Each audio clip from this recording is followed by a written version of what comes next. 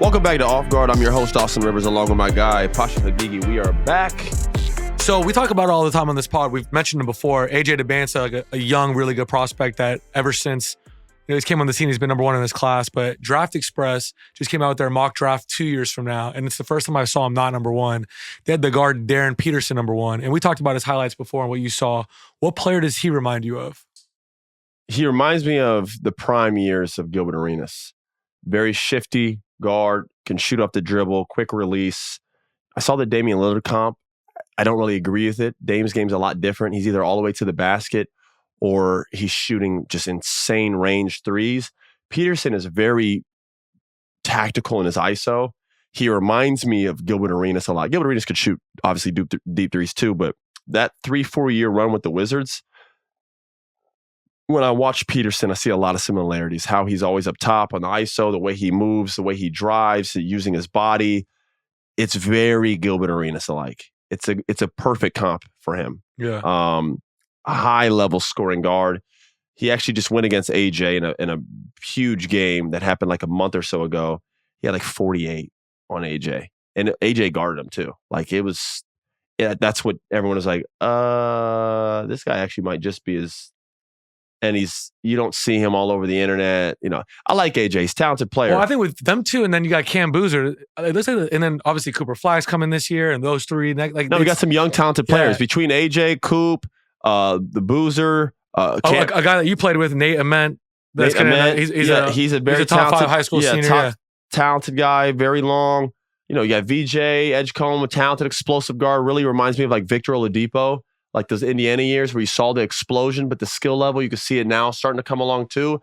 No one thought Victor would be this good, at the point where he was in Indiana, but you could see it. He reminds me of VJ Edgecombe.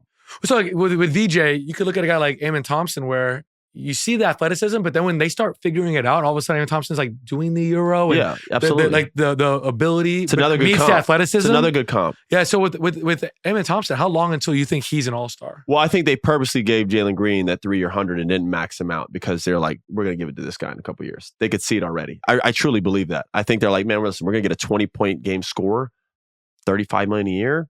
It's a great deal for us. It's a great deal for Jalen Green. Changes his life, especially here in Texas, no income tax.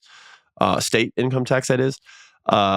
And we have a kid that we're already looking at every day in practice, like, good God. Yeah. Is that how it works? So when a team has a guy in-house, they know how good he is. They know, man. They see him every day. Yeah. They see him every day. He does something you think he does something on TV? Imagine in his own practice, in training camp. You don't think they see spectacular shit? That's what the Celtics used to always say about Payton Pritchard. They knew before he's a talented player. They were That's like, why they gave him that 3 years, 33, and everybody's like, how? $11 million a year for Payton. Now that deal is unbelievable for him. Now he's going to get $100 million his next contract. Yeah. So, they know.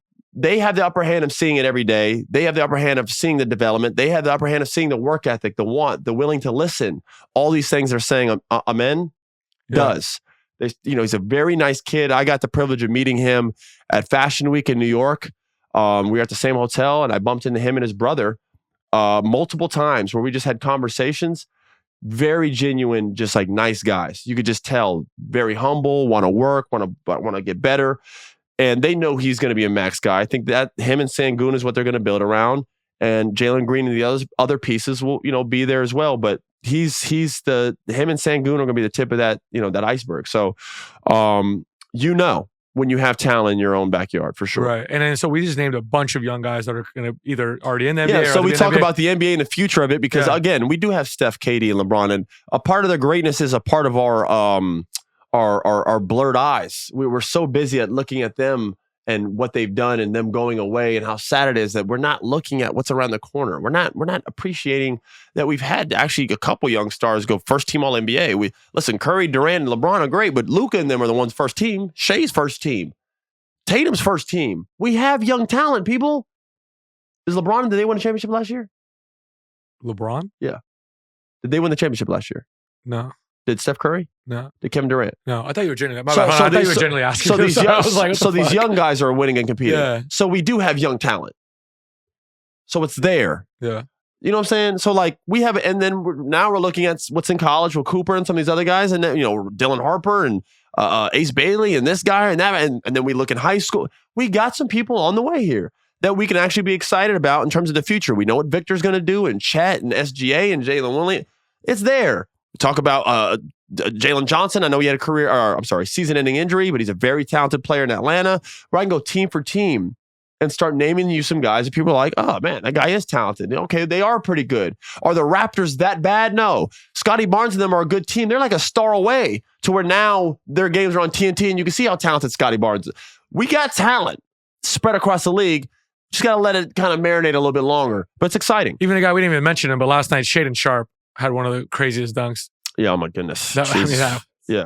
We always talk about him being like a freak athlete. Yes. I want to see him in the dunk contest, but that's a different thing. But yeah, it's there. So it's good to see. There's talent around the corner. We have some young talent now. We need to start appreciating it, okay? Just like we need to do with Luka, we definitely need to do with Tatum. Got to clip that part out because it's old with him. We got some talent here, and we got some coming in from college and from high school. Very exciting. And you best believe me and Pausha are going to be there to cover it. We'll be back next week. You guys got to have a safe weekend. Ladies, gentlemen, thank you for always tuning in, subscribing, liking, following. You can continue to like and subscribe. Follow us on the Off Guard Podcast. That is on TikTok, the Off Guard Podcast, as well as Instagram. And you can listen to us at Spotify or Apple or wherever you listen to your pods. You will find us right under the Ringer. You go to the Ringer, you click, and we are not under the Ringer NBA. You go to the Ringer, you scroll down, you will see me and Pausha's beautiful mug face, or maybe just mine.